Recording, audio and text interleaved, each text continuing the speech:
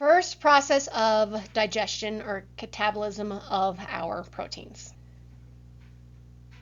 We need to be able to access the peptide bonds that are connecting our two amino acids together and hydrolyze those bonds or break them apart. This can be done by acids, bases, in the laboratory setting, or more importantly, in the biological setting, it can be done by enzymes. The first step of digestion of proteins. Before we can actually digest or break the protein apart, that protein has to be denatured. Remember that most food sources are going to have protein in it, fresh food sources, so our plants, so our vegetables and meats are going to have the protein.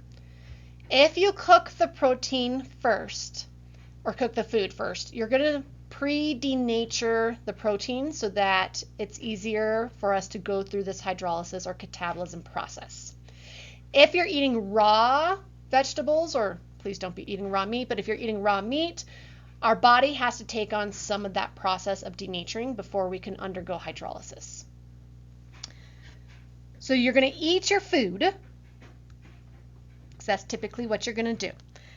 And you're going to chew it. We have that mechanical action of our teeth to help further denature, and it's going to go into the stomach. So in our stomach, in our belly, we have HCl. So our hydrochloric acid will further help denature the proteins. That's where that acid also comes in, unfolding that tertiary structure. In the stomach, we do have an enzyme that's going to start this process of hydrolysis, and that is called pepsin. So pepsin can break the amide bonds within the stomach, which means it's an enzyme that can function at a very low pH.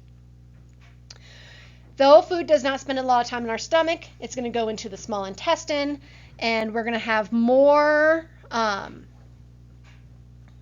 enzymes present to further hydrolyze those compounds. Right? So here we have some examples of trypsin, chymotrypsin, proteases, all sorts of different types, and they're going to start breaking apart those amide bonds within that decreasing size of that peptide chain. It is when we get to the individual amino acids that we can cross into the bloodstream itself through the microvilli of that small intestine. Just like we had done with the carbohydrates, we have to get to that monomer form.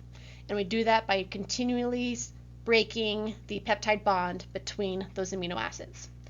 I'd showed this image before under enzymes, but as a reminder, how these enzymes can work is when that amino acid goes into the active site, it is going to interact with the R groups of the enzyme protein. That is going to then allow for the breaking of that peptide bond, releasing those two amino acids back out to then be absorbed into the bloodstream that will then go into the cell for further catabolism.